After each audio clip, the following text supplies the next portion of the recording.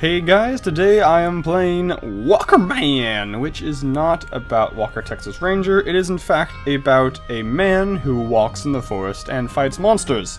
The thing that appeals to me about this game is the fact that the monsters are your traditional vampires and werewolves and what have you, but they adhere to the traditional rules. I'm not sure they adhere to the traditional rules, but they adhere to very strict rules. So your Walkerman defeats these monsters by having knowledge of the rules and exploiting them thusly. For example, if they adhere to traditional rules, a vampire would have to count, the salt. The generally older rules that kind of get glossed over in more modern retellings of the monsters because they make the monsters kind of silly sometimes. But that is the point of this game, so I think it should be cool, educational, fun, all these things. It's got a great look. Let's check it out. This is only a demo, I should say that right off the bat. This game is not adult. The broad light of mid-afternoon drapes over the north, casting its rock-bound slopes in a brassy glow. Nestled in the shadows of those peaks, the Weald yawns, stretching up foothills and lapping at cliffsides, its old growth untouched by axe or spade, and now and then birdsongs warble from the trees. The terrain levels off as it reaches southwards, its jagged ridgelines ceding to the Weald's innumerable pine boughs. At the mouth of the bluffs, the trees squeeze between a pair of cliffs and spill out again. A small clearing stands here with birches and hawthorns at its borders, and they join the draws, fingers, and cliffsides in ornaments. A twig snaps underfoot. A pair of swifts, startled by the noise, take off from the branches of a conifer. Their cries herald the arrival of a boy.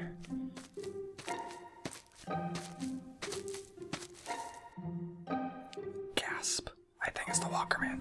The one making his way through the brush, his hands pinned beneath a pair of shoulder straps. A leather hauberk covers his simple traveling clothes, and a belt with pouches adorns his waist. At the edge of the tree line he pauses and rests his arm on a trunk. The sword slung across his back rattles lightly in its scabbard. He is thin but well-muscled, a farm boy's build, and breaking brush has made his clothes damp and skin sleek. The boy rakes a forearm across his brow, plastering a few loose strands of hair against his face, and sighs. Well, looks like I've gone and gotten my dumbass lost, I mutter.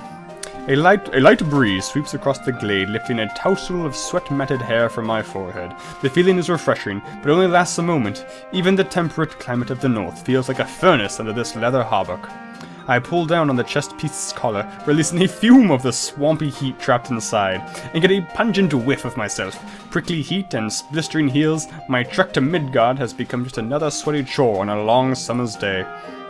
I take my arm off the trunk and bend forward, hiking the ruck higher onto my back and tightening its straps down. The weight feels more comfortable there, but the metal frame still presses awkwardly against my leathers. With one hand, I feel under my hauberk, and find that my shirt is drenched with sweat. We get it, you're sweaty. I let out another sigh as I wipe my hand on a pant leg. The city-state isn't even half a day's hike from the cottage, and it's been years since I've made the trip. And now I'm lost. This unfamiliar sight assures me. But the sun is still over my left shoulder, so I must be headed in the right direction. Bereft of any better options, I continue across the clearing. I have probably just deviated a bit. I do have a habit of letting my mind wander. I'm in a house now. Back to this morning, for instance. Before the weight of my gear had begun to bite into my shoulders, the hauberk, along with the load-bearing belt and arming sword, are hand-me-downs. My dad granted them to me when I announced my intentions, joining the ranks of those men adorned with pouches who walk the streets after dusk. Walkermen. Sometimes called pouchers. They aren't the stuff of legends, or even the stuff of polite conversation, but people will pay good coin for someone who knows how to handle the night, even if they don't enjoy seeing him during the day. Because there's something else out there when the sun goes down. Hands. Something terrible. This world hides secrets, spaces between spaces, beyond touch and color, and when light's last rays sink below the horizon, They emerge. Things beyond name, beyond mention. Their very existence is veiled by metaphor and followed swiftly by nervous token gestures.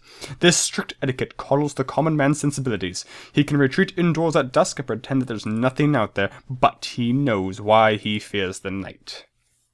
One morning, someone will be gone, except for a pile of their clothes. That's all that's left when they're taken. Why?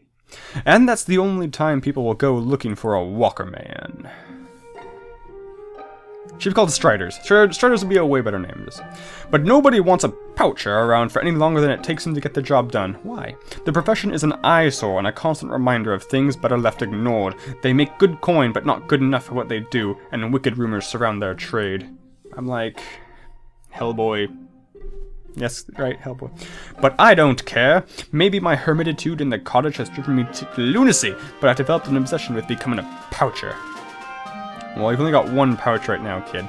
Only slightly at first, I found myself toying with the notion. Then it nagged, as if I were being pulled towards the idea, and I could scarcely go a day without feeling another, stronger tug. I tried not to lose myself in childlike fantasy, but at night, I would often lie awake in bed and mimic sword noises with my mouth, as I imagined myself fighting them. Eventually, putting reason aside, I capitulated to the idea. A sudden rustling from the undergrowth gives me a start. A hare bolts from its hiding place a few paces away and races across the forest floor. It disappears into the brush ahead, the sound of its retreat growing fainter. I stop in my tracks. The encounter pulls me back to my present situation, still lost somewhere in the wailed. Briefly, I considered turning back, but soon put the thought out of my mind. I doubt I could even find the cottage now. Where in hell am I? I wiped the sweat from my forehead on a sleeve, unrolling the cuff a little in the process. If only I had a map or something. None of these trees look fit for climbing. The trunks might support my weight, but their thin, piney branches wouldn't allow me to get over the treetops. I exhale sharply, bending forward and bracing my hands against my knees. Fresh rivulets run down my brow and into my eyes, stinging, and I blink them away. Succumbing to temptation, I drop to the ground and lean against the trunk, resting my head on the rough canvas of my pack. Above me, a break in the canopy provides a window to a lolling sight. Visions of white roll by, and I let my arms go limp against the forest floor. Just a quick breather, I tell myself. Folding my palms beneath my head, I slide a little further into the dirt and detritus. Sergeant Detritus. And muse about what errors might have led me astray. This is a trip I've made several times before, after all. Dad wouldn't dare being seen by someone in Midgard, so I'd always make the jaunt alone when it came time to get supplies. He still had friends in the city-state back then, though there seemed to be fewer of them around each time I visited. Once we became comfortable living off the homestead, however, my trips to Midgard became few and far between. Hunting, fishing, and gardening passed the time away and put food on the table. The old man seemed content, but I think we both knew I couldn't stay out there forever. We didn't talk much after we left Midgard, mostly a lot of do this or make sure of that, but after we fell into a routine there wasn't much to discuss anyways. It all melded together. 8 years and I feel like I can't remember a single day of it. When I told him I wanted to walk the night, only then did the spell seem to break. Regardless, our last conversation wasn't as melodramatic as one might expect. We sat down for breakfast this morning and he simply said, "Well, Jorgen, today's the day." He tilted his chair back slightly and seemed lost to nostalgia for a moment, probably reminiscing about his days as a Walkerman. I'd always felt he wasn't fond of his walking days. He never liked to talk about them, and Crone knows he didn't appreciate it when one of them paid a visit to our cottage, either. When I made my intentions clear, I was surprised by his reception. Advice, tales, tips, and warnings. It seemed he'd spoken to me more in the past 2 weeks than my entire 19 years, even if it was mostly professional advice. No amount of training can truly prepare someone for walking the night, but he tried his best. It was more of a start than most aspiring pouchers get anyways. Walkermen don't have a guild, and there isn't any apprenticeship. Most pouchers start their careers with only a rudimentary understanding of the profession, and many of them don't make it past their first attempt at walking. There was a dull thud as Dad came rocking forward in his chair, ready to loose another volley of caveats. "That almond sword might be old, but it's no liability. We'll rewrap the hilt every now and then." The old man droned on, and I slipped in and out of attentiveness. Sometimes his enthusiasm seemed almost like relief, though I can't imagine the reason he would want to see me go. Harbock and the load-bearing belt too, precisely because, remember to trust. But I couldn't shake the notion that there was something off about his reaction. Why did he never ask me my reasons for wanting to walk the night? I had excuses loaded up like a spring trap, just waiting for him to inquire, but he never did. He snapped his fingers then, directing my attention back towards himself. "Oh, do me a favor though, Jorgen," he requested, his voice carrying a tone of fatherly concern. "Yeah, Dad?" "Don't get involved with the boys and that Gregor Don't get involved with the boys that Gregor's in with. He wasn't that bad of a kid, but that's no kind of company for an honest man to keep." I hadn't really given much thought up to that point as to what my cousin did in the city-state. "Be polite, seeing as how you're gonna be staying with him and all, but don't go shaking hands with the Harbor Boys." The name rang a bell, some dockside gang that Gregor got involved with a few years back. Dad had been beside himself on a return from the city-state with that particular bit of news. "And that's another thing," he continued. "Don't get involved with any kind of politics, none whatsoever. That's not your place, you understand? You just walk the night and don't go meddling in other people's business." Gesturing with his left hand, he warned, "There's some people out there." My eyes drew to the scar running along the length of his palm. Catching my gaze, he retracted his hand and placed it under the table. It's rude to stare. "Well, let's just say the night isn't the only thing you should be wary of. I don't know how things have gotten since we left Midgard, but I can only reckon they're worse than ever." We sat in silence for a while, and though it was still hidden beneath the table, I could tell he was rubbing that scar on his palm. I hope that's what he was rubbing. He was referring to the noble kind. Dad had never been outspoken about it, but I could sense he harbored a grudge against them. Until recently, the city-state of Midgard had been the terror of the North. For generations, ambitious noble kind had gathered up their family's serf kind and led them to foreign shores in annual raids. Every winter, the city-state was a hive of activity, with raiding crafts smothering the harbor and vulture merchants jockeying for looted goods. I hope that literally means vulture merchants. Midgard's welfare depended on the practice. You are no vulture. That all ended about 11 years ago. Midgard's raiders were adept at hit-and-runs, and chasing them around the coastline was a useless venture. However, that fateful winter, the newly unified Gotland Confederacy had prepared a naval gambit that would end the raids once and for all. One province of Gotland acted as the bait, refusing to pay tribute that year and drawing the bulk of the winter raids towards its shores, while Midgard's fleet was adept at quick coastal incursions, they weren't as competent in a stand-up naval battle. A great host of Gotland galleys caught the raiders in a trap, destroying most of their craft and put an end Midgard's golden age. Fortunately, the petty kings of Gotland are fickle men, and were unable to mount a siege on the city-state. Each of them had the idea to raid his rival during the gambit, and the campaign quickly disbanded as they returned home to defend their holdings.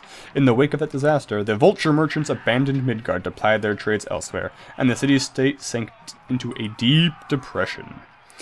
There wasn't enough food to go around, and the streets were plagued by violence. Small-time gangs soon flourished into full-fledged crime syndicates, and the noble kind were barely holding on to the reins of the city. By the time we had to leave, it looked like the city-state was about to come apart at the seams. Dad sighed after a while, breaking the silence, and wiped his palms off on the edge of the table. "Well, daylight's wasting." I grabbed my gear from the foot of my bed then, where it had lay in quiet expectation throughout the night, and strapped it on in a hurry, my trembling hands fumbling with the buckles and straps. The morning air, still leaden and cool, had begun to brisken with the growing breeze as I pushed open the cottage door. A gust played across the distant treetops. The rising sun had given rout to the clouds, who fled across the heavens, their retreat painted in fantastic hues, splotches of blood and bands of lilac and gold. "Later, Dad. Goodbye. Yes, have fun digging the garden, Dad." I found my dad in the field, then spade in hand, and we said our goodbyes. Albeit from a distance, he clung to his labor. "You remember how to get there, right?" he asked, half yelling over the sprouts. "Of course I do!" What's my voice? I forgot already. "Of course I do." "Of course I do," I replied, and I was off. Pew. Dew was still wet on the grass, and as I crossed the homestead, the tall blades caressed me, wetting my pant legs until they were dark and stuck to my knees. A thrill lilted through my chest as I approached the tree line. That's a heart attack. Staring into the dark weald, you know, friggin' Wells weald, I should know this word, I'm a Trollblood player. I felt that I was on the precipice of a great change. I can teleport. I turned then and caught sight of my old man watching me leave. I waved one last time and stepped into the shade. I opened my eyes. It's dark out, I realized, jolting upright. My damp clothing, now cooler from the night air, sends a shiver down my spine. Silently, I cussed myself out for allowing this to happen. How could I have been so stupid? I should try to find that clearing again, I suppose, start a small fire and wait the night out. In the morning, I could work on figuring out where I am. Lightly stepping forward, with one hand probing the darkness, I make my way through the trees. But it's impossibly black in here. I can barely see the tip of my outstretched hand, let alone the errant tree branches that stick me in the face. And this damn shirt keeps giving me the chills.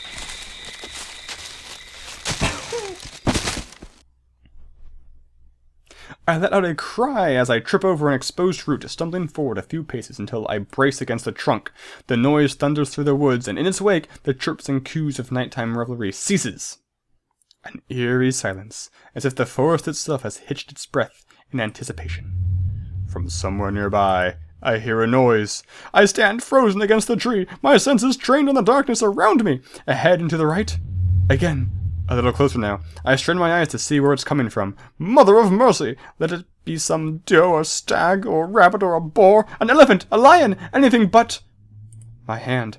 One of them! Shakily, I draw a semicircle over my heart. Was that a voice, I wonder? My hand! Yes, it was a voice. Thank the mother. They can't talk. Dad never said anything about them being able to speak. Could there be someone else caught out in the night, this far away from civilization? Who's there? I call back, cupping a hand around my mouth. No reply. Are my ears playing tricks on me, or did he say something about his hand?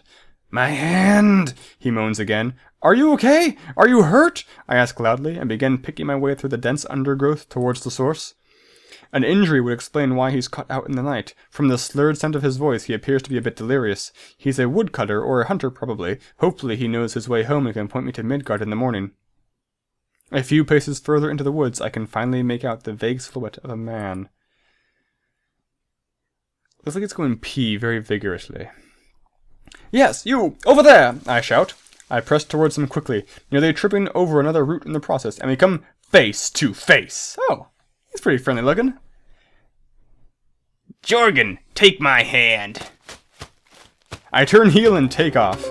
My senses take leave of me. I can't think, can't formulate a plan. All I can do is run. My exhaustion from the day's travels is forgotten, replaced by an electric terror. My legs move of their own accord. Trees, rocks, shrubs, and branches pass me in a blur. Behind me, I can hear it giving chase, sprinting after me. I spy the clearing up ahead. I make a beeline for it. I trip over something hard, but regain my footing on the fly. I break into the glade. On this open ground, I manage to pick up the pace, although my lungs feel like they're going to explode.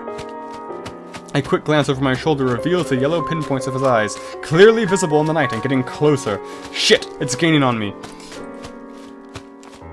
The contents of my pack rattle violently as I beat feet across the clearing. It's close enough now for me to hear it calling, Jorgen, my hand! How can it speak? I'm not supposed to speak! And how in hell does it know my name? As we clear the remainder of the clearing, I take a running leap and break through the tree line, crashing back into the dense woods. Maybe I can lose it in here. The vegetation is a lot thicker on this side of the clearing. My retreat slows from a run to a lurching, awkward stride as I attempt to clear the shrubbery that ensnares me.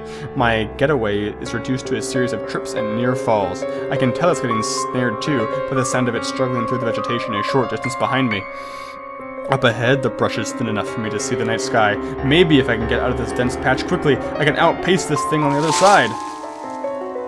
I attempt to stop myself, but my ankle twists painfully on the dew-slicked grass. Oof, ow, Rocks and roots batter me as I flail desperately for something to latch onto. Head over heels, I somersault down the slope and over the side of the ridge. I land on my elbows at the bottom, the frame of my pack slamming into the back of my head. The impact has me seeing stars. Now in a panic, I try to stand, but it's no use. My ankle feels like it's broken. I scurry forward on my hands and knees, hoping I might be able to hide in the thicket. Deeper into the thick brush, obscured by the undergrowth, I turn and rest my back against the trunk of a tree and attempt to gain some control over my ragged breathing. In the distance, I can hear it picking its way down the slope. I reach for my sword, but it's not on my back anymore! I must have slipped through the scabbard when I took the tumble. Damn it! The sound of something awful makes its way through the brush. Making its way through the bush draws closer. I can feel my heart banging against my chest like a battering ram. With one last gasp, I hold my breath and begin to wait in silence on the forest floor. It emerges from the darkness, somewhat human in appearance, but misshapen and wrong. Its long, spindly limbs probe the thicket around it, pulling aside branches and searching through the undergrowth. Faintly, I can hear my name being whispered as it searches for me. Jorgen? Jorgen? No. Not like this, I pray. I don't want some hunter to find a pair of clothes in the weald and have that be the last anyone ever hears of me. For a moment, it seems my prayers have been answered. It turns the wrong direction and appears to have lost me. I exhale sharply. Too sharply.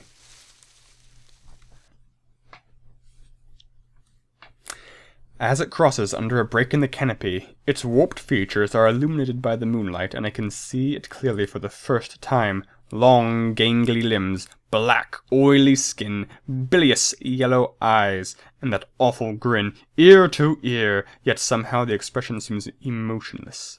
My hand! The voice sounds guttural and strange. I got that pretty much right. As if it's choking on something caught in its throat. It takes another step forward, and I feel a pit open in my stomach. The thought of defending myself flits briefly through my mind, but fear has made me an imbecile, a deer frozen at the hunter's aim.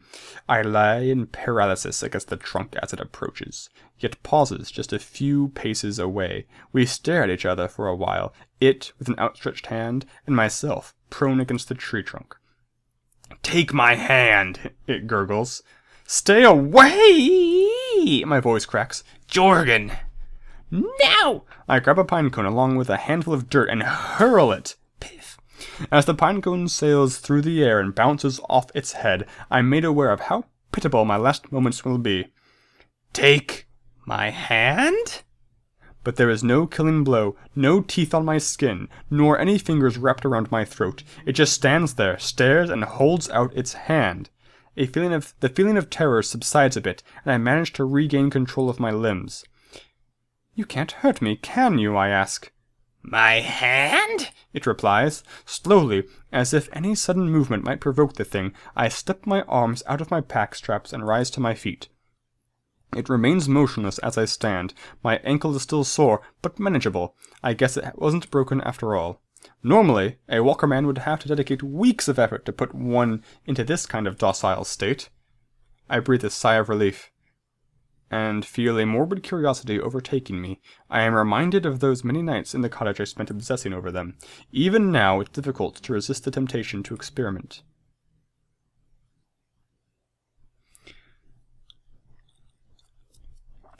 We have a decision here before us.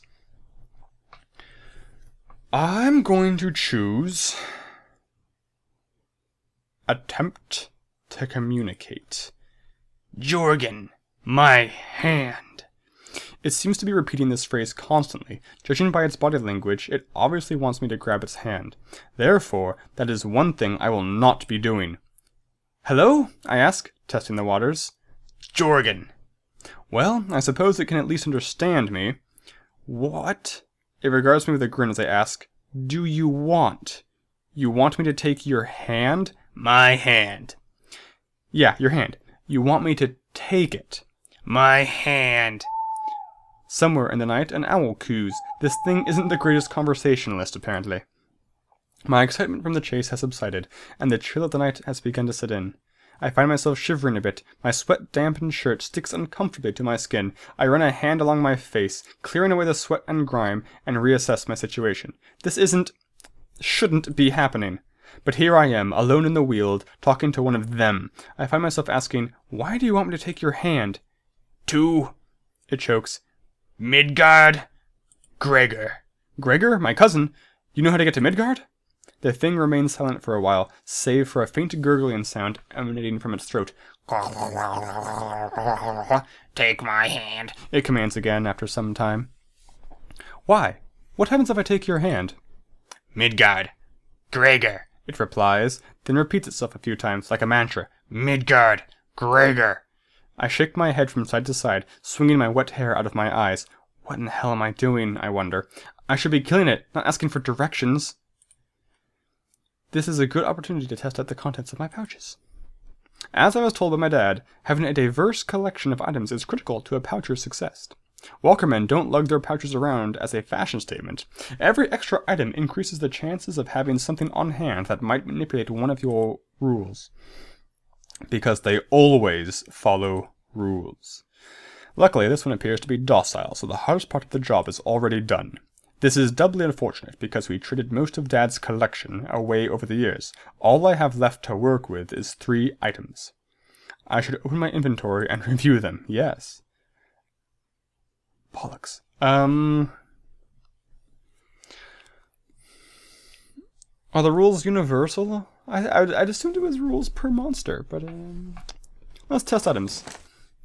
With one hand, I flip open a pouch and pull out one of the burnt bones. If the bones are having an effect, it would be important to note which property is altering the thing's behavior. All items have multiple characteristics. This bone, for example, it is burnt, and appears to be from some kind of bird. If the burnt property is producing this effect, then other burnt objects should also keep the thing at bay. Or if the bird property is the key, then it would be subdued in the presence of birds. It could also be the bone property itself, or any number of the item's traits. Not knowing which animal these bones come from, for instance, it is also a property they can be that subtle. Sorry. I shake the bone around, drop it on the ground, and pick it back up again, hoping that it might produce some sort of effect in the thing. My hand? But it doesn't seem to care. Nor does it alter its behavior when I fiddle with the platinum coin and broken dagger. Odd. Nothing, or at least none of my items, has any effect on it, but it could be any number of things producing this docile behavior, from what I ate for breakfast to the color of my hair. I have to assume that it has a rule about shaking hands, which is probably the only thing keeping it from leaving me as a pile of clothes on the forest floor. And that makes me extraordinarily lucky. I can't shake this unnerving feeling that pricks the back of my mind, though. Something about this encounter, the talking specifically, doesn't add up. Remember the rules. Each one of these things obeys a unique set of rules. The rules can be anything, for example, being unable to step over salt, or having to stay 10 paces away from wax.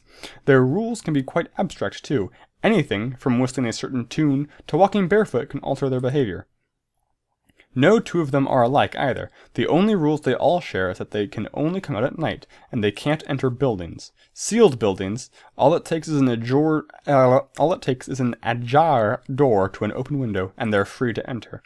The most important aspect of the walking trade is investigating their rules. It's these bizarre restrictions that allow walkermen to fight them. No one would stand a chance in a toe-to-toe confrontation. A walkerman can spend weeks stalking one before he engages in combat, testing its reaction to various conditions, and developing a plan for the eventual showdown. The objective of manipulating said rules being to trap one in its restrictions, achieving a docile state similar to the one that stands before me. The profession is far more centered around problem-solving and attention to detail than fancy swordplay, and tends to involve a lot of footwork with collecting various items as well. Stepping gingerly on my bad ankle, I maneuver to take a closer look. It's like somebody tried to sculpt a man out of tar or something. Jorgen, my hand.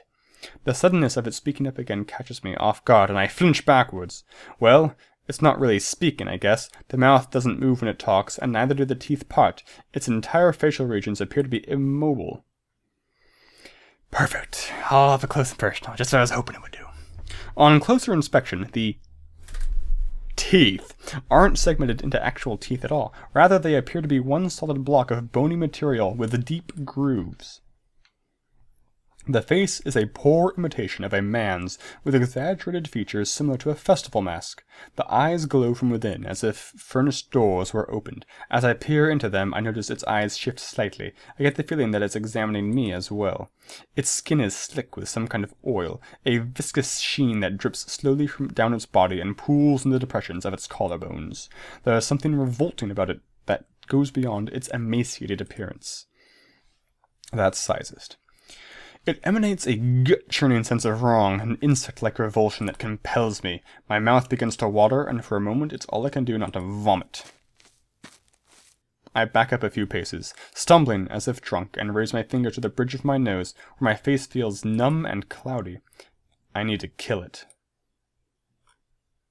That's mean. It doesn't look like there's any branches on these trees thick enough to bludgeon it with. They're more like switches than clubs. Maybe there's a good-sized rock around. I could bash it with a rock. I fish around in the dirt for a stone, but my hands close on something familiar. The hilt of the old sword! It must have fallen out of the scabbard when I was crawling. I run my thumb along the edge of the blade. Every storm cloud has a silver lining after all. Well, should I kill it or should I kill it? I'm gonna go with kill it. Nice and easy now, I coach myself. It might try to defend itself. You sick freak. It watches me, docile as a lamb as I approach. I choke up on the grip and wedge my other hand into the hilt, gripping the sword in both hands. Jorgen? It coughs. Perhaps it's just my imagination, but it sounds almost plaintive. Undaunted, I advance, pulling the sword back like I'm chopping wood. Is this my dad or something? One good, strong blow. If I can't outright kill it in the first attack, I should at least be able to cripple it. A bead of sweat drips from my temple and hangs onto the contour of my jaw. My muscles are tight to the point of trembling. I swing! My strike catches it in the side of the neck, sinking deep into its throat with a wet, heavy thud. Its body melts like a candle as it takes the blow, drooping over and gradually losing its shape. Startled, I retreat a few steps and throw my back against the tree trunk. I keep my sword pointed towards the thing as it pools into the forest floor with one last moan. My hand. And disappears. My breath spills out of me, and only now can I feel the fresh droplets of sweat running down my face. Exhausted, I slide down the trunk until I'm laying flat on the ground. After a few attempts, I manage to slide the sword back into the scabbard, and I lie for a while in the dirt and fallen needles. Trying to stand proves difficult. I attempt to use an arm as an aid, but it might as well have been made of jelly. So I recline against the trunk, staring into nothingness and listening to the sound of my own breathing. I should really press on again, and soon, I yawn. I've got to figure out where I am. My eyes close for a moment, and then again for a bit longer. I really should. And in the din of my dreams I feel something seep and stir, softer than skin, darker than color. That hand hovers before me like an ill prophecy.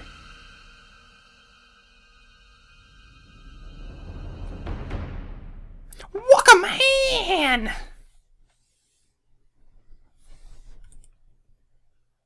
Okay, so what we just shared together wasn't so much a game as it was me reading a book at you.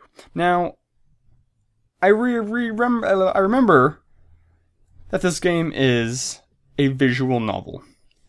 I had forgotten that at the top of the game. However, I believe there were only 4 actions I had to click. So that's not a heck of a lot. Now, that's probably just because this was a demo.